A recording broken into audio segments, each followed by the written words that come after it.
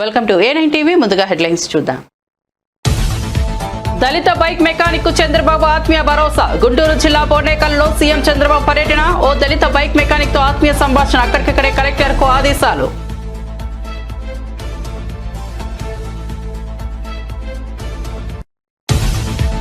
కంచగచ్చబౌలి భూముల వ్యవహారంపై హర్యానాలో స్పందించిన ప్రధాని మోదీ. అడవులపై బుల్డోజర్లు పంపడంలో తెలంగాణ ప్రభుత్వం బిజీగా ఉందన్న మోదీ. ప్రకృతి నాశనం, వన్యప్రాణులకు హాని కలిగించే ఇదే కాంగ్రెస్ పాలన అని ఆగ్రహం. అటవీ సంపదలు తెలంగాణ ప్రభుత్వం నాశనం చేస్తోందని ఆరోపణ. భూమన ఆరోపణలు విజిలెన్స్ నివేదికలో టీటీడీ ఈవో కౌంటర్. మాజీ చైర్మన్ భూమన ఆరోపణలు అవాస్తవమన్న ఈవో శ్యామలరావు. గోశాలలో గతంలోనే అవకతవకలు, పాత విజిలెన్స్ నివేదికల వెల్లడి. పురుగులు పట్టిన దానా, గడువు తీరిన మందుల వాడకం గతంలో జరిగాయని ఆరోపణ. టీటీడీ అన్నదానానికి పవన్ అర్ధంగి భారీ విరాళం. తిరుమల స్వామిని దర్శించుకున్న అన్నా లెజినోవా. వేకోజామున శ్రీవారి సుప్రభాత సేవలో పాల్గొన్న పవన్ అర్ధంగి. వెంగమాంబ అన్నప్రసాద కేంద్రంలో మధ్యాహ్నం భోజనానికి 17 లక్షల వితరణ. ప్రజలు ఓడించినప్పటికీ జగన్ కు బుద్ధి రాలేదన్న సిపిఐ నారాయణ. జగన్ విధ్వంసకర ఆర్థిక విధానాలతోనే చంద్రబాబు ప్రజలు గెలిపించారన్న సిపిఐ నారాయణ. అభివృద్ధి దృక్పథం ఉన్న నాయకుడు చంద్రబాబు అని కితాబు. P4 పథకం కార్పొరేటర్లకు మేలు చేస్తుందేమో గానీ పేదలకు ఎలాంటి ఉపయోగకరం లేదని వెల్లడి. తెలంగాణలో 3 రోజుల పాటు వర్షాలు వెల్లడించిన హైదరాబాద్ వాతావరణ శాఖ. తేలికపాటి నుంచి మోస్తరు వర్షాలు కురిసే అవకాశం ఉందని వెల్లడి. పగటికి పూట ఉష్ణోగ్రతలు పెరుగుతాయన్న వాతావరణ శాఖ.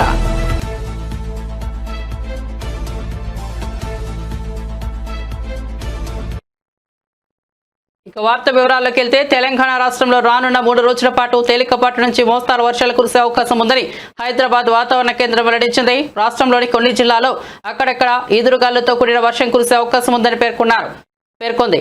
పలు జిల్లాల్లో గంటకు 30 నుంచి 40 కిలోమీటర్ల వేగంతో ఈదురుగాలులు వీస్తాయని తెలిపింది. అదే సమయంలో రానున్న 3 రోజుల పాటు పగటి ఉష్ణోగ్రతలు పెరుగుతాయని వెల్లడించింది. 2 నుంచి 3 డిగ్రీల మేర ఉష్ణోగ్రతలు పెరిగే అవకాశం ఉందని వాతావరణ శాఖ అధికారులు తెలిపారు. ప్రధానమంత్రి నరేంద్ర మోదీ హైదరాబాద్లోని కంచగచ్చబౌలి భూముల వ్యవహారంపై స్పందించారు. హర్యానాలో నిర్వహించిన సభలో ఆయన మాట్లాడుతూ అడవులపై బుల్డోజర్లు పంపడంలో తెలంగాణ ప్రభుత్వం నిమగ్నమై ఉందని విమర్శించారు. ప్రకృతి విధ్వంసం, వన్యప్రాణులకు హాని కలిగించడం కాంగ్రెస్ పాలనలో సాధారణమైన విషయమని ఆగ్రహం వ్యక్తం చేశారు. తెలంగాణ ప్రభుత్వం అటవీ సంపదను నాశనం చేస్తోందని ఆరోపించారు. ఎన్నికల సమయంలో ఇచ్చిన హామీలను విస్మరించిందని దుయ్యబట్టారు.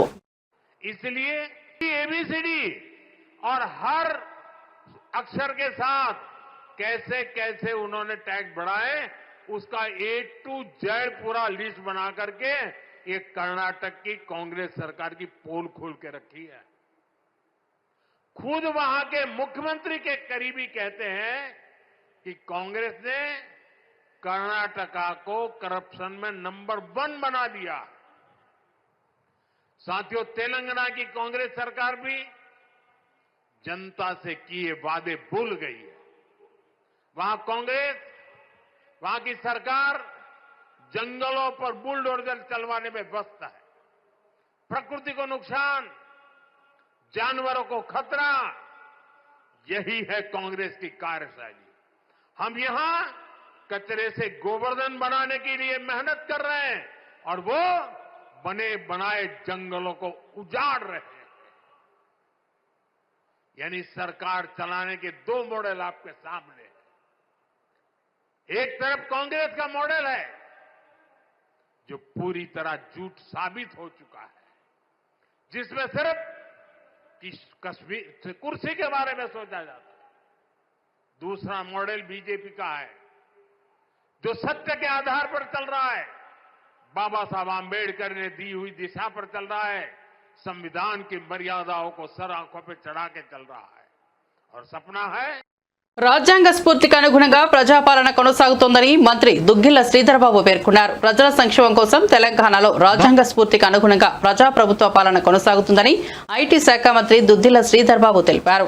ప్రజల ఆకాంక్షలకు తగ్గట్లుగానే పాలన జరగాలని, ప్రజాస్వామ్యం బలపడే విధంగా ప్రతి నిర్ణయము ఉండాలన్నారు. రాష్ట్ర ప్రజలకు సమానత్వం, స్వేచ్ఛ, సామాజిక న్యాయం లభించేలా పాలన కొనసాగుతుందని మంత్రి పేర్కొన్నారు. రాజ్యాంగ పట్ల కట్టుబాటుతో ప్రజాస్వామ్య పరిపాలనకు తెలంగాణ ప్రభుత్వం అధిక ప్రాధాన్యం ఇస్తోందని స్పష్టం చేశారు. భారతరత్న బాబాసాహెబ్ అంబేద్కర్ గారి జయంతి, ఈ జయంతి సందర్భంలో వేలాది మందిని ఇక్కడికి పిలిచి ఒక సందేశాన్ని ఇవ్వాలని ప్రేమ్ సాగర్ రావు గారు ఓ గొప్ప ప్రయత్న భాగంలో డాక్టర్ బాబాసాహెబ్ అంబేద్కర్ గారి ఆశయాలని, వారి ఆలోచనలని, వారు చూపెట్టిన బాటలో నడపాలని ఈ నియోజకవర్గానికి సంబంధించిన కాంగ్రెస్ పార్టీ కార్యకర్తని, నాయకుడిని సమానోయత్తం చేయాలని ఒక ఆలోచన దృక్పథంతో వేలాది మందికి తెరలి రావడం జరిగింది. దాదాపు నెల రోజుల నుంచి ఈ జై బాపు, జై భీమ్, ఈ జై సంవిధాన్, మన రాజ్యాంగం, ఈ కార్యక్రమ భాగంలో ప్రతి ఒక్కరు ప్రతి గ్రామంలో ఇంటింటికి పోయి ఈరోజు మన రాహుల్ గాంధీ గారు, మన అధ్యక్షులు మల్లికార్జున్ ఖార్గే గారు, సోనియా గాంధీ గారి నేతృత్వంలో రాజ్యాంగానికి సంబంధించిన అనేక అంశాలు, బాపూజీ చెప్పిన అనేక అంశాలని ప్రతి ఇంటిలో మనం చెప్పి తీరాలే. ఈరోజు రాజ్యాంగాన్ని బలహీనపరిచే విధంగా చేస్తా ఉన్న ప్రయత్నాలను అడ్డుకోవాలి. ఒక ప్రక్కన బీజేపీ నాయకత్వం, బీజేపీలో ఉన్న మరి హోంమంత్రిగా ఉన్న పెద్దలు రాజ్యాంగం విషయంలో, అంబేద్కర్ గారి విషయంలో ఏ విధంగా మాట్లాడటం జరిగింది, చులకనగా మాట్లాడటం జరిగింది, బలహీనపరిచే కార్యక్రమం జరుగుతా ఉన్న సందర్భంలో ఒక జాతీయ పార్టీగా, స్వాతంత్ర ఉద్యమంలో పాల్గొన్న పార్టీగా, బాపూజీ గారు ఇచ్చిన ఆదేశాలను నడిచిన పార్టీగా రాజ్యాంగ రూపకల్పైన అంబేద్కర్ గారిని ఆనాడు కాంగ్రెస్ పార్టీ ప్రభుత్వ హయాంలో రాజ్యాంగాన్ని నిర్మాణం చేయాలని ఒక మేధావి మరి డాక్టర్ బాబాసాహెబ్ అంబేద్కర్ గారి అధ్యక్షన చేసిన కార్యక్రమాలు ఎక్కడ కూడా ప్రపంచంలో మన భారతదేశం పట్టం ఉన్నంత వరకు ఈ ప్రపంచ దేశాల్లో అగ్రగామిగా ముందుకు పోవాలని చేస్తా ఉన్న సందర్భంలో మరి వీరు బాపూజీ గాని అంబేద్కర్ గారు గాని వారి ఆలోచన విధానాన్ని ఇంకా పెద్ద ఎత్తున ముందుకు తీసుకెళ్లాలని ఆలోచన చేస్తూ రాష్ట్ర ప్రభుత్వం తరఫున గౌరవ ముఖ్యమంత్రి రేవంత్ రెడ్డి గారు గాని, గౌరవనీయులు deputy chief minister Bhatti Vikramarka గారు కానీ ఈ రోజు మనం అందరం చూస్తా ఉన్నాం. దళిత సోదరులకి సంబంధించి గత ప్రభుత్వం, గత కాంగ్రెస్ పార్టీ ప్రభుత్వ హయాంలో ఎస్సీ ఎస్టీ సబ్ ప్లాన్ తీసుకొస్తే మొట్టమొదటిసారి దేశంలోనే ఒక కొత్త కార్యక్రమాన్ని ఎస్సీ ఎస్టీ సబ్ ప్లాన్ తీసుకొస్తే అంబేద్కర్ గారి ఆలోచన మేరకు ఈరోజు మళ్ళా తిరిగి కాంగ్రెస్ పార్టీ ప్రభుత్వం డాక్టర్ బాబాసాహెబ్ అంబేద్కర్ అందించిన రాజ్యాంగాన్ని కాపాడే నేత వైఎస్ జగన్మోహన్ రెడ్డి అని బాపట్ల జిల్లా వైఎస్ఆర్సీపీ అధ్యక్షుడు మేరుగ నాగార్జున స్పష్టం చేశారు. ప్రతి ఒక్కరూ సమానంగా ఉండాలన్న అంబేద్కర్ ఆలోచనలకు తగ్గ పాలనను జగన్ అమలు చేశారని అన్నారు. కాగా అంబేద్కర్ స్మృతివనాన్ని పీపీపీకి అప్పగించాలన్న కుట్రను కూటమి ప్రభుత్వం చేస్తోందని మండిపడ్డారు. అంబేద్కర్ పేరుతో వ్యాపారం చేయాలనుకోవడం దారుణమని, అలాంటి చర్యలకు సీఎం చంద్రబాబు ప్రయత్నిస్తే ఉద్యమాలతో అడ్డుకుంటామని హెచ్చరించారు.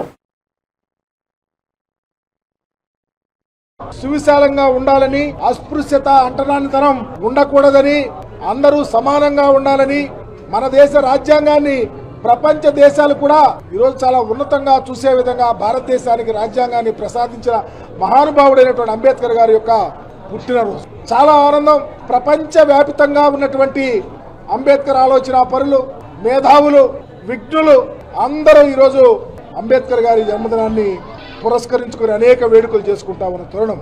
పర్టికులర్ గా ఆంధ్రప్రదేశ్ లో బాబాసాహెబ్ ఆలోచన విధానం విరాజిల్లాలని, అంబేద్కర్ గారి యొక్క ఆలోచన ఈ దేశానికే శరణ్యమని ఆలోచించినటువంటి రాజకీయ నాయకులను చాలా మంది చూశాం. వారందరిలో అతి ముఖ్యమైనటువంటి వ్యక్తి, రాజ్యాంగ విలువలను కాపాడిన వ్యక్తి, అంబేద్కర్ ఆలోచన విధానంలో పరిపాలన చేసిన వ్యక్తి మాజీ ముఖ్యమంత్రి వర్యులు జగన్మోహన్ రెడ్డి గారు. జగన్మోహన్ రెడ్డి గారి పరిపాలన అంబేద్కర్ ఆలోచన విధానానికి ముడిపడి ఉంది అని చెప్పడానికి గర్విస్తా ఉన్నాం. అంబేద్కర్ గారు కోరుకున్నది చదువు, ఆరోగ్యం, సమాజంలో అందరూ కలిసి ఉండాలని, వారి స్థితిగతులు మెరుగుపడాలని, ఉన్నత శిఖరాలకు వెళ్లాలని ప్రతి పౌరుడు ఆలోచిస్తే ఆ ఆలోచన ప్రకారమే జగన్మోహన్ రెడ్డి గారు పరిపాలన చేశాడు. సమాజంలో చదువే ప్రామాణికం, అసమానతలు పోవాలంటే చదువు కావాలని కోరిన అంబేద్కర్ యొక్క ఆలోచన విధానాన్ని భుజాన వేసుకుని జగన్మోహన్ రెడ్డి గారు చదువుకు ప్రయారిటీ ఇచ్చి ఈ దేశంలో ఏ రాష్ట్రంలో చేయని విధంగా చదువులమ్మ తల్లిని ఆంధ్రప్రదేశ్ లో ఓరలాడించి ఈ పేద బడుగు బలహీన వర్గాలు, ఉన్నత కులాల్లో పేదవారు, చదువుకు దూరంగా ఉన్న వాళ్ళందరూ ఉన్నత శిఖరాలకు వెళ్లి ఇంగ్లీష్ చదవాలని ఇంగ్లీష్ మీడియంలో ప్రవేశపెట్టి ఈ రాష్ట్రంలో ఒక చరిత్ర సృష్టించారు.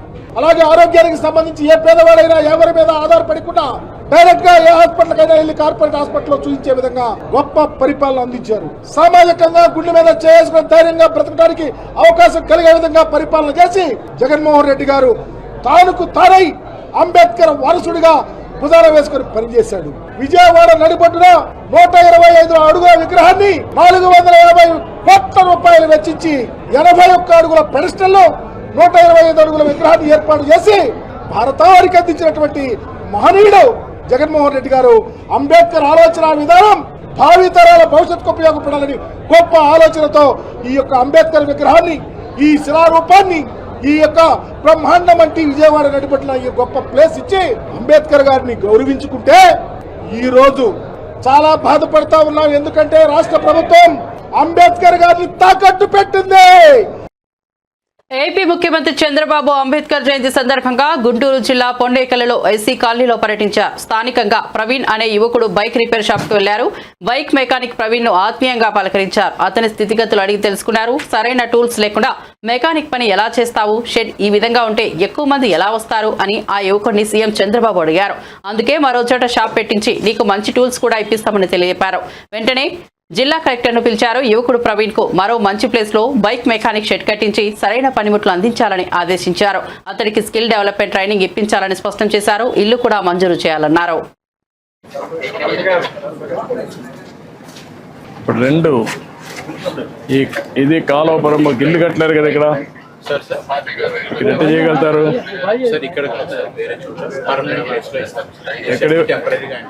ఎక్కడ ఇవ్వగలుగుతారు? అంటే ఐడియల్ ప్లేస్ ఉందా? ఒక మంచి ప్లేస్ ఐడెంటిఫై చేసి అక్కడ షెడ్ కట్టి నీకు ఎక్విప్మెంట్ ఎంత ఇస్తే అక్కడ పెట్టుకుంటాను. చేయగలుగుతాను. ఓకే, కాబట్టి నువ్వు అన్ని పెట్టేసి అతని ట్రైనింగ్ ఇచ్చి స్కిల్ డెవలప్మెంట్ చేసి అక్కడనే కావాలంటే కార్పెంటర్ రెండు పక్క పక్కన పెట్టుకోవచ్చు. మొబైల్ పెడతారా?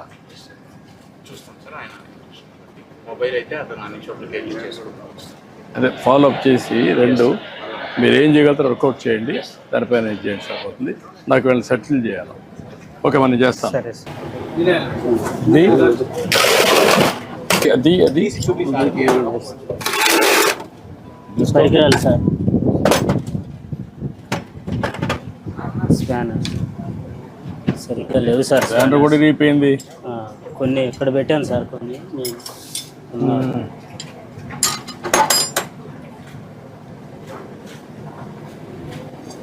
సాయంత్రానికి చేసి పంపించేయాలి. అంటే ఇక్కడ ఉండదు కదా వెహికల్. అవును సార్, అంతే సార్. సాయంత్రానికి పంపించేయాలి. పంపించారు సార్.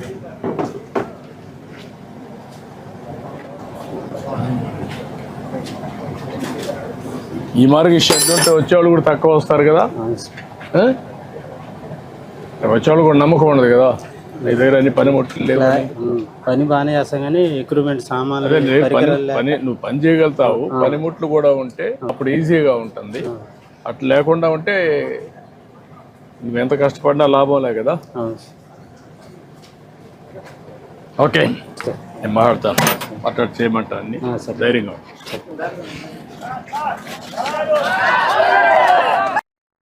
తెలంగాణ రాష్ట్ర ప్రభుత్వం సామాజిక న్యాయం సాధనకు పూర్తిగా కట్టుబడి ఉన్నదని పౌర సరఫరాల శాఖ మంత్రి ఉత్తమ్ కుమార్ రెడ్డి అన్నారు. ఈ దిశగా కాంగ్రెస్ ప్రభుత్వం చేపడుతున్న సంక్షేమ అభివృద్ధి కార్యక్రమాలే అందుకు నిదర్శనమని పేర్కొన్నారు. ప్రతి వర్గానికి సమానంగా న్యాయం జరిగేలా చర్యలు తీసుకుంటున్నామని తెలిపారు. కాంగ్రెస్ పార్టీ ఆవిర్భావం నుంచి సామాజిక న్యాయం సాధనే లక్ష్యంగా పలు కీలక నిర్ణయాలు తీసుకున్న విషయాన్ని గుర్తు చేశారు. సమానత్వం, సమదూర పాలనకు కాంగ్రెస్ తపన పడుతోందని మంత్రి స్పష్టం చేశారు. అనేదానికి మేము పొలిటికల్ ఎగ్జిక్యూటివ్ కంటే ఒక న్యాయ వ్యవస్థకి ఈ పని అప్పజెప్పాలనే ఉద్దేశంతో మా రికమెండేషన్ మేరకు రాష్ట్ర కేబినెట్ గౌరవనీయులు పెద్దలు అపారమైన న్యాయ వ్యవస్థలో జిల్లా జడ్జి నుంచి హైకోర్టు జడ్జి వరకు అపారమైన అనుభవం ఉన్న, సామాజిక న్యాయం స్ఫూర్తి ఉన్న సామాజిక స్ఫూర్తున్న జస్టిస్ షమీమ్ అఖ్తర్ గారిని 1 మ్యాన్ జ్యుడిషియల్ కమిషన్ గా ప్రభుత్వం నియమించింది. వారు చాలా సీరియస్ గా, సిన్సియర్ గా, కమిటెడ్ గా అతి తక్కువ సమయంలో వారి అమూల్యమైన సమయం కేటాయించి వారు సుమారు 8,000 పై చిలుకు రిప్రజెంటేషన్స్ తీసుకొని అవన్నీ స్టడీ చేసి, అదేవిధంగా ప్రభుత్వం నుంచి వారికి కావాల్సిన డేటా, అంటే ఇప్పటి వరకు ఎస్సీస్ లో, ఎస్సీ సబ్ క్యాస్ట్ లో, పబ్లిక్ ఎంప్లాయ్మెంట్ లో ఏం ఫిగర్స్ ఉన్నాయి, ఎడ్యుకేషన్ లో ఏం ఫిగర్స్ ఉన్నాయి, అదేవిధంగా ఇప్పటి వరకు ఎవరు లబ్ధి పొందుతున్నారు, మొత్తం మరి ఒక వాల్యూమినస్ డేటా వారికి అప్పచెప్తే అది వారు పూర్తిగా పరిశీలించి 3 కేటగిరీస్ గా విభజించాలని వారు రికమెండ్ చేశారు. గ్రూప్ 1 కింద కొన్ని ఉపకులాలు, గ్రూప్ 2 కింద కొన్ని ఉపకులాలు, గ్రూప్ 3 కింద కొన్ని ఉపకులాలు. ఏ గ్రూప్ కి ఈ 15% లో ఎంత ఇవ్వాలని కూడా వారి నిర్ణయం మేరకు ఇవ్వడం జరిగింది. గ్రూప్ 1 కి 1%, గ్రూప్ 2 కి 9%, గ్రూప్ 3 కి 5% అని పూర్తిగా వారి రికమెండేషన్ మేరకు మరి మా కేబినెట్ సబ్ కమిటీ కేబినెట్ కి మరి రికమెండ్ చేయడం జరిగింది. కేబినెట్ దాన్ని ఆమోదించింది. దాని ద్వారా శాసనసభలో మేము ఒక చట్టం తీసుకొచ్చి ప్రవేశించినాం. శాసనసభలో ఆ చట్టం పాస్ అయింది. రాష్ట్రంలో రెడ్ బుక్ రాజ్యాంగాన్ని అమలు చేస్తూ ప్రజాస్వామ్యాన్ని అవగాహన పరిచేలా కూటమి ప్రభుత్వం వ్యవహరిస్తోందని వైఎస్ఆర్సీపీ ప్రధాన కార్యదర్శి గడికోట శ్రీకాంత్ రెడ్డి తీవ్రంగా ధ్వజమెత్తారు. జగన్ పై గతంలో దాడి చేసిన వ్యక్తి ఇంటికి మాజీ డీజీ ఏబీ వెంకటేశ్వర్లరావు వెళ్లడం దేనికి సంకేతమని ప్రశ్నించారు. ఇది కేవలం సానుభూతి ప్రదర్శన కాదు, రాజకీయాల కుట్ర భాగమేనన్నారు. జగన్ భద్రతలో సరిగా వ్యవహరించుకోవడం వెనుక కుట్రలే ఉన్నాయని ఆరోపించారు. ఆయన్ని లేకుండా చేయాలనే దుష్ప్రయత్నాలు పక్కా ప్రణాళికతో జరుగుతున్నాయంటే ప్రజాస్వామ్యానికి ఇదే ప్రమాద గంటిక అని హెచ్చరించారు. అవమానపరిచే రీతిలో ఈరోజు ప్రభుత్వాలు తన పాలన కొనసాగిస్తున్నాయి. ఒక వ్యక్తి విశాఖపట్నం ఎయిర్పోర్ట్లో మాజీ ముఖ్యమంత్రి, అప్పుడు ప్రతిపక్ష నేత అయినటువంటి వైఎస్ జగన్మోహన్ రెడ్డి గారు పాదయాత్రలో భాగంగా ఎయిర్పోర్ట్కి వచ్చినప్పుడు అక్కడ ఏ రకంగా ముందస్తు ప్రణాళికతో హత్యాయత్నం జరిగిన అంశం అందరికీ కూడా తెలుసు.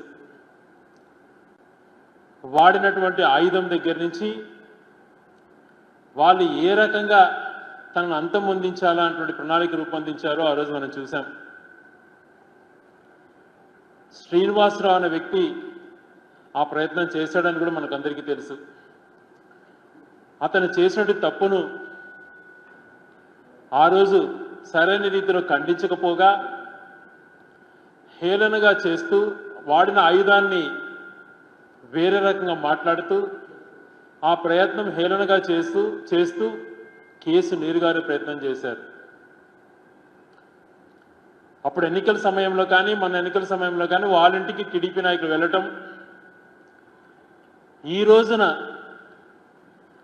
గౌరవ మాజీ ఐపీఎస్ అధికారి అయినటువంటి ఏబీ వెంకటేశ్వరరావు గారు ఆయన ఇంటికి వెళ్ళటం, ఆయనతో ముచ్చటించడం, అతనితో చర్చలు జరపటం ఎంతవరకు సమంజసం? హేటెడ్ రాజకీయాలకు తెరదింపుతున్నారు వీళ్ళంతా. ద్వేషించే రాజకీయాలు తీసుకొస్తున్నారు.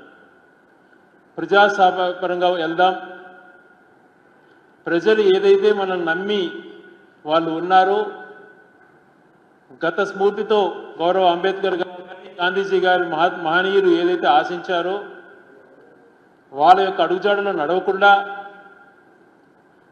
ఎవరైతే ప్రతిపక్షంగా ఉన్నారో వాళ్ళు టార్గెట్ చేసుకుంటూ, వ్యక్తిత్వ హననాలకు పాల్పడుతూ, టార్గెట్ చేస్తూ ఇటువంటి ప్రయత్నాలు చేస్తుండడం సమంజసమా? ఏదైతే హత్య చేయాలి అని చెప్పి భావించినటువంటి వ్యక్తిని తన నిర్దోషముగా ఇది కాలేదు, అయినా తనతో చర్చలు జరపడం, ఒక మాజీ డీజీగా పనిచేసిన వ్యక్తి, రాష్ట్రానికి ఇంటెలిజెన్స్ చీఫ్గా పనిచేసిన వ్యక్తి ఇంటికి వెళ్ళి తనతో ముచ్చటించడము అని అంటే ఎటువంటి ఆలోచనలు మీకు వస్తున్నాయన్నటువంటిది ఒకసారి ఆలోచన చేయమంటున్నా. ఎన్నికల ముందు దళితులు గిరిజనుల కోసం చెప్పిన హామీలను రేవంత్ రెడ్డి ప్రభుత్వం పూర్తిగా విస్మరించిందని బీఆర్ఎస్ వర్కింగ్ ప్రెసిడెంట్ కేటీఆర్ మండిపడ్డారు. 12 లక్షల దళిత బంధు, 6 లక్షల ఇళ్ల నిర్మాణ సాయం, అసైన్డ్ భూములకు పట్టాలు, కాంట్రాక్టర్లు 28% రిజర్వేషన్, విద్యాజ్యోతి కింద ఆర్థిక సహాయం వంటి ఎన్నో హామీలు మాయమయ్యాయన్నారు. ఎన్నికల ముందు మాటలు చెప్పి అధికారంలోకి వచ్చిన మొహం చాటేస్తే ప్రజలు తప్పక గుణపాఠం చెప్తారని హెచ్చరించారు. రేవంత్ రెడ్డి దళితులకు, రాష్ట్ర ప్రజలకు సమాధానం చెప్పాల్సిన అవసరం ఉందని అన్నారు. బాబాసాహెబ్ అంబేద్కర్ జయంతి రోజు ఖచ్చితంగా ఆ బాబాసాహెబ్ అంబేద్కర్ పేరు వాడుకొని మోసం చేసిన కాంగ్రెస్ పార్టీని అడగాలి. ఇగో మేం చెప్పిండ్రు కాంగ్రెస్ వాళ్ళు ఎస్సీ ఎస్టీ డిక్లరేషన్ అని చెప్పిండ్రు. అందులో బాబాసాహెబ్ అంబేద్కర్ పేరు వాడుకున్నారు. ఏమన్నారు? కేసీఆర్ 10 లక్షలు ఇస్తుండు దళిత బంధని, మేం 12 లక్షలు ఇస్తాం అని చెప్పి మల్లికార్జున్ ఖార్గే సాబ్తో చెప్పించారు. చిన్న చితిక వ్యక్తి కాదు. All India Congress committee president, భారత జాతీయ కాంగ్రెస్ అధ్యక్షుడు మల్లికార్జున్ ఖార్గే సాబు చేవెళ్ళకొచ్చి ఎస్సీ ఎస్టీ డిక్లరేషన్ రిలీజ్ చేసి 12 లక్షలు ఇస్తామని చెప్పిండు. నేను అడుగుతున్నా రేవంత్ రెడ్డి గారిని, 2 బడ్జెట్లు పెట్టినావు అంటే 40% టైం అడిచిపోయింది. ఇంకెప్పుడు పెడతావు అంబేద్కర్ అభయ హస్తం? ఎప్పుడు ఇస్తావు 12 లక్షలు? 12 లక్షలు కాదు కదా, నాకైతే తెలుసు, మీకు కూడా తెలుసు, రాష్ట్రంలో ఉన్న దళితులందరికీ అర్థమైపోయింది. 12 రూపాయలు కూడా ఇవ్వడు వీడు, పచ్చి దొంగ. ఇంకొక మాట, 6 లక్షలు ఇస్తా అని చెప్పిండు. 5 లక్షలు కాదు, డబుల్ బెడ్రూము 6 లక్షలు ఇస్తా నేను, మిగతా వాళ్ళకి 5 లక్షలు ఇస్తా, ఎస్సీ ఎస్టీలకు 6 లక్షలు ఇస్తా అని చెప్పిండు. మరి నేను అడుగుతున్నా ఇవాళ డాక్టర్ బాబాసాహెబ్ జయంతి సందర్భంగా, ఏమైంది నీ 6 లక్షల మాట? ఎక్కడ పోయింది? ఖార్గే గారు ఎక్కడున్నారు? రాహుల్ గాంధీ ఎక్కడున్నాడు? మీరు చెప్పిన కథలేమాయే ఎస్సీ ఎస్టీ డిక్లరేషన్ ఇంకా చాలా చెప్పిర్రు. నేను 2 అడుగుతున్నా. ఏమన్నారు ఆ రోజు? అసైన్డ్ భూముల పునరుద్ధరణ, సమాన హక్కులు, పట్టాలు ఇస్తామన్నారు అసైన్డ్ భూములకు. మరి ఇలా భూభారతో ఏదో మొదలు పెట్టిరు. ఇస్తావా? అసైన్డ్ భూములకు నువ్వు చెప్పినట్టు పట్టాలు ఇస్తావా లేదా చెప్పాలా రేవంత్ రెడ్డి అని నేను డిమాండ్ చేస్తా ఉన్నా. అట్లాగే మీరు చెప్పినారు ప్రత్యేక రిజర్వేషన్లు కల్పిస్తామని చెప్పారు. అట్లాగే కాంట్రాక్టులలో కూడా బ్రహ్మాండంగా మరి జనాభా దామాషా ప్రకారం దళితులకు, గిరిజనులకు 18%, అదేవిధంగా 10%, 28% ప్రభుత్వ కాంట్రాక్టులలో కూడా మీకు వాటా కల్పిస్తామని చెప్పిండ్రు. బీసీలకు 42% అన్నారు, ఎస్సీ ఎస్టీలకు 28% వాటా కల్పిస్తామని చెప్పిండ్రు. నేను అడుగుతున్నా ముఖ్యమంత్రి గారిని, కాంగ్రెస్ ప్రభుత్వాన్ని, మీ చేతులలో లేనియేమో ఢిల్లీ దాకా పోయి ఏందో చెప్పినట్టు యాక్టింగ్ చేస్తారు. మరి ఇవన్నీ నీ చేతుల్లోనే ఉన్నాయి కదా. 18% ఇచ్చేది, 10% ఇచ్చేది, 42% ఇచ్చేది బీసీలకు, ఇవన్నీ నీ చేతుల్లో పెట్టుకొని అవి ఎందుకు చేయవు? మరి చెప్తివి కదా, నువ్వే చెప్తివి, మేము అడుగుతలేం. తిరుమల తిరుపతి దేవస్థానంలో గత ప్రభుత్వ పాలనలో పలు విభాగాల్లో భారీ ఎత్తున అవకతవకలు, తీవ్రమైన నిర్లక్ష్యం చోటు చేసుకున్నాయని టీటీడీ కార్యనిర్వహణాధికారి జె శ్యామలరావు సంచలన ఆరోపణలు చేశారు. తిరుమలలో ఏర్పాటు చేసిన మీడియా సమావేశంలో ఆయన మాట్లాడుతూ గత 5 ఏళ్లలో జరిగిన అక్రమాలపై, ముఖ్యంగా గోశాల నిర్వహణ, ఐటీ విభాగం కొనుగోలులో జరిగిన అక్రమాలపై పలు కీలక విషయాలను ఆధారాలతో సహా వెల్లడించారు. ముఖ్యమంత్రి చంద్రబాబు ఆదేశాల మేరకు టీటీడీలో వ్యవస్థల ప్రక్షాళనకు చర్యలు చేపట్టినట్లు తెలిపారు. టీటీడీ గోశాల నిర్వహణపై మాజీ చైర్మన్ భూమన కరుణాకర్ రెడ్డి ఇటీవల చేసిన ఆరోపణలను ఈవో శ్యామలరావు తీవ్రంగా ఖండించారు. ఆ ఆరోపణలు అవాస్తవమని, హిందువుల మనోభావాలను టీటీడీ సిబ్బంది ఆత్మస్థైర్యాన్ని దెబ్బతీసేలా ఉన్నాయని పేర్కొన్నారు. గోశాలలో చోటు చేసుకున్న తీవ్ర నిర్లక్ష్యం, అవకతవకలు తమ హయాంలో జరిగినవి కావని, 2021 మార్చి నుంచి 2024 మార్చి మధ్య కాలంలో గత ప్రభుత్వం హయాంలోనే జరిగాయని స్పష్టం చేశారు. చివరికి ఏమైందో తెలియదు కానీ ఆ షార్ట్ లిస్ట్ చేసిన 2వ అతను కూడా ఇంటర్వ్యూకి రాలేదు.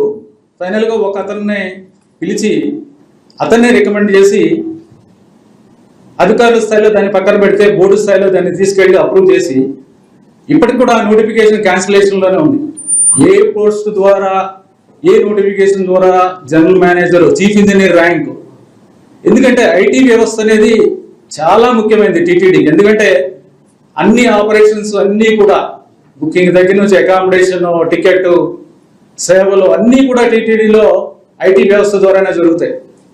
అదొకటే కాదు, ఐటీ వ్యవస్థ ద్వారా, ఈఆర్పి సిస్టమ్ ద్వారా అన్ని ఆపరేషన్స్ ఇంటర్నల్, మీరు చేసేది పిలిగ్రిమ్స్ గురించి చెప్తున్నా, భక్తుల గురించే కాదు, ఇంటర్నల్గా చేసేవి కూడా అవన్నీ కూడా ఐటీ వ్యవస్థ ద్వారా ఉంటాయి. ఇది ఎంతో కీలకమైంది.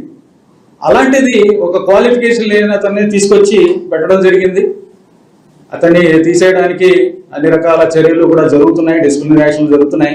దీనివల్ల ఏమైందంటే వచ్చి చూస్తే బ్రోకర్లు ఏ విధంగా ఉన్నారంటే ఒక బ్రోకరు 50 సార్లు ఒక సేవ బుక్ చేసుకున్నాడు లైఫ్ లాంగ్. ఒక సేవ దొరకడం అంటే చాలా లక్ కింద, అదృష్టం కింద భావిస్తాం. స్వామివారి సేవ ఒక్కసారి జీవితంలో ఒకసారి దొరకాలంటే ఎంతో కష్టపడాలి. అలాంటిది ఒక బ్రోకరు 50 సార్లు బుక్ చేసుకున్నాడంటే దాంట్లో ఐటీ శాఖలో ఐటీ విభాగంలో ఎన్ని ఇది ఉన్నాయో చెప్పొచ్చు. ఇది ఒకటే ఒక ఎగ్జాంపుల్ కింద చెప్తున్నా. అలాగే వసతికి సంబంధించిన 200 సార్లు బుక్ చేసుకున్న వాళ్ళు, ఎస్ఈడి టికెట్లు 500 సార్లు బుక్ చేసుకున్న వాళ్ళు, అలాగే వివిధ రకాలుగా ఐటీ శాఖని ఒక విధంగా చెప్పాలంటే ఐటీ మన సిస్టమ్ అంతా కూడా బ్రోకర్ల హెవెన్. వచ్చిన తర్వాత ప్రక్షాళన చేసి 30,000 మంది బ్రోకర్లని బ్లాక్ చేయడం జరిగింది. చాలా మంది మీద, అందరు 30,000 మంది మీద మనం యాక్షన్ తీసుకోలేము కాబట్టి చాలా మంది మీద విజిలెన్స్ విభాగం నుంచి, పోలీస్ విభాగం నుంచి వారు క్రిమినల్ చర్యలు కూడా తీసుకోవడం జరిగింది. ఇది ఎందుకు జరిగింది? ఒక ముఖ్యమైన ఒక పోస్ట్ కోసం ఇలాగా ఒక టీటీడీకి చాలా పెద్ద నష్టం. అది నిజంగా ఎలా చేశారు, ఎంత దారుణం అది. ఇప్పుడు ఒకసారి ఐటీ విభాగంలో అంటే గవర్నమెంట్లో ఒక్కొక్కసారి, టీటీడీలో ఒకసారి వచ్చిన తర్వాత ప్రాసెస్. తెలంగాణలో గతంలో నెలకొన్న గడీల పాలన నుంచి ప్రజలను విముక్తి చేయడం ద్వారా నిజమైన ప్రజాస్వామ్య పరిపాలనను తీసుకొచ్చిన ఘనత కాంగ్రెస్ పార్టీదేనని డిప్యూటీ సీఎం బట్టి విక్రమార్క అన్నారు. ఇందిరమ్మ రాజ్యాన్ని మళ్లా నెలకొల్పినందుకు ప్రజలు ఇచ్చిన మద్దతుకు తాము ఎప్పటికీ రుణపడి ఉంటామని పేర్కొన్నారు. అందరి అభివృద్ధికి సంకేతమైన న్యాయమైన పాలన అందించడమే తమ లక్ష్యమని అన్నారు. సవరణలు, సంక్షేమ పథకాలతో నూతన తెలంగాణను నిర్మిస్తామని స్పష్టం చేశారు.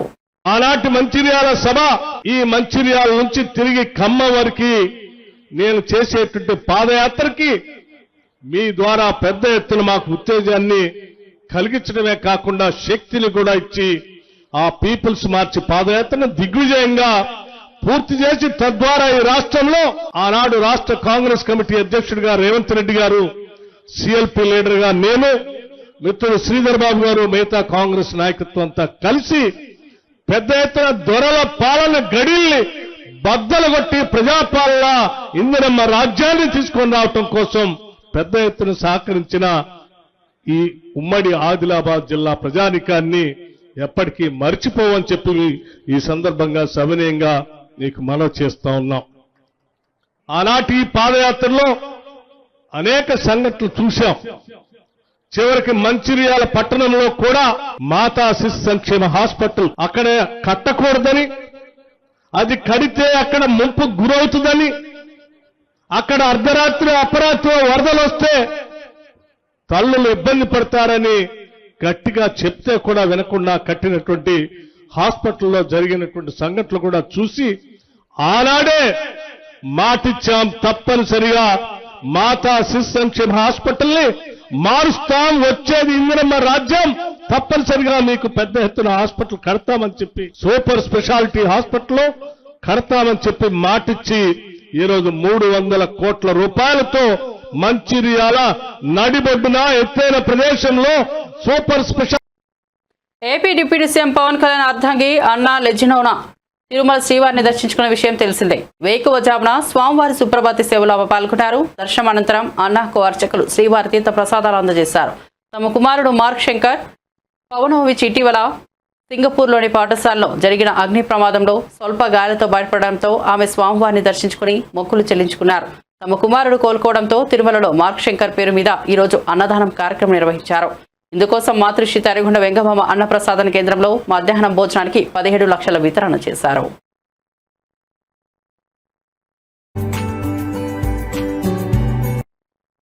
ప్రజలు ఓడించిన జగన్మోహన్ రెడ్డికి బుద్ధి రాలేదని సిపిఐ జాతీయ కార్యదర్శి నారాయణ అన్నారు. గుంటూరు జిల్లా మంగళగిరి మండలంలోని కాకానిలో ఆయన పర్యటించారు. సిపిఐ జన సేవాదళ్ శిక్షణా తరగతుల శిబిరాన్ని సందర్శించారు. అనంతరం మీడియాతో మాట్లాడిన గత జగన్ ప్రభుత్వం అనాలోచిత నిర్ణయాలతో ఆర్థిక విధ్వంసం, వికృత చర్యలకు పాల్పడుతుండటంతో రాష్ట్రంలో లక్షలాదిగా నిర్మించిన గృహాలు నిరుపయోగంగా మారి వ్యాపారులు, వినియోగదారులు తీవ్రంగా నష్టపోయారన్నారు.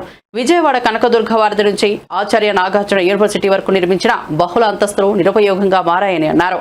సాగునీటి ప్రాజెక్టులు నిర్వీర్యం చేశారన్నారు. వీధి పోరాటాలు తప్పదు. అక్కడ మైనారిటీస్ని కాపాడాలన్నా, పేద ప్రజల యొక్క ఉద్యమాన్ని కాపాడాలన్నా ప్రజాస్వామ్యాన్ని కాపాడాలన్నా, లౌకిక వ్యవస్థను కాపాడాలన్నా, చివరికి రాజ్యాంగాన్ని కాపాడాలన్నా కూడా ఇలాంటి దళం ప్రాముఖ్యత ఉందనే ఉద్దేశంతోనే మేము ట్రైనింగ్ పంపిస్తున్నాం. ఇది దేశవ్యాప్తంగా జరుగుతూ ఉన్నాయి. ఈ అపార్ట్మెంట్ చూడండి, కనకదుర్గ టెంపుల్ నుంచి నాగార్జున యూనివర్సిటీ వరకు కొన్ని వేల ఇండ్లు కట్టి ఆగిపోయినాయి. అంటే బ్యాంకు లోన్ తీసుకున్నారు, సొంత డబ్బులు పెట్టారు, దాదాపు 5-6 ఏండ్లు మొత్తం ఖాళీ అయిపోయినాయి, అంటే ఆగిపోయినాయి. ఇది ఎంత క్రిమినల్ వేస్ట్ ఇది? ఎవరు తిన్న పడేది? వ్యాపారం చేసుకున్న వాళ్ళు లాభపడలే, కొనుక్కున్న వాళ్ళు లాభపడలే. ఎవరి కోసం నాకు అర్థం కాలేదు. అంటే దీన్ని శాడిజం అనరా? నేను ఏదో ఒక మాట జగన్ అంటే అందరూ రకరకాలు అంటున్నారు, కడుపు బండి అంటున్నా. ఇన్ని వేల కోట్ల రూపాయల ఆస్తి మొత్తం బుగ్గిపాలు చేసినటువంటి అపకీర్తి ఎవరికైనా వస్తే జగన్కే వస్తుంది, ఇంకెవరికి వస్తుంది? అంటే మేము ప్రతిపక్షం ఉన్నాం కదా, మా జోలి ఎందుకు వస్తారంటున్నారు. మీరు ప్రతిపక్షం ప్రతిపక్షం ఆలోచించుంటే మాకేం అభ్యంతరంలా, అధికార పార్టీ పాత్ర వహిస్తే మాకేం అభ్యంతరంలా. కానీ ముగించే ముందు హెడ్లైన్స్ మరోసారి చూద్దాం. దళిత బైక్ మెకానిక్ కు చంద్రబాబు ఆత్మీయ భరోసా. గుంటూరు జిల్లా బోర్నేకల్లో సీఎం చంద్రబాబు పర్యటన. ఓ దళిత బైక్ మెకానిక్ తో ఆత్మీయ సంభాషణ. అక్కడికక్కడే కలెక్టర్ కు ఆదేశాలు.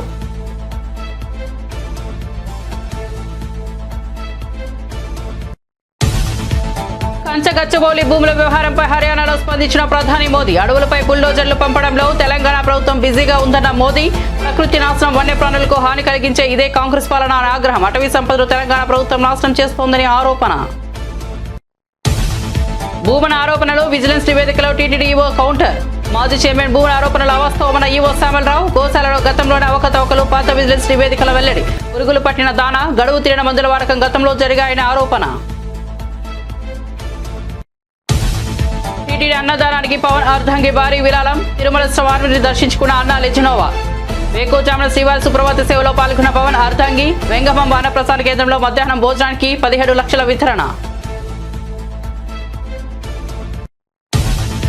ప్రజలు ఓడించినప్పటికీ జగన్ కు బుద్ధి రాలేదన్న సిపిఐ నారాయణ. జగన్ విధ్వంసకర ఆర్థిక విధానాలతోనే చంద్రబాబు ప్రజలు గెలిపించారన్న సిపిఐ నారాయణ. అభివృద్ధి దృక్పథం ఉన్న నాయకుడు చంద్రబాబు అని కితాబు. P4 పథకం కార్పొరేటర్లకు మేలు చేస్తుందేమో గానీ పేదలకు ఎలాంటి ఉపయోగకరం లేదని వెల్లడి. తెలంగాణలో 3 రోజుల పాటు వర్షాలు వెల్లడించిన హైదరాబాద్ వాతావరణ శాఖ. తేలికపాటి నుంచి మోస్తరు వర్షాలు కురిసే అవకాశం ఉందని వెల్లడి. పగటి పూట ఉష్ణోగ్రతలు పెరుగుతాయన్న వాతావరణ శాఖ.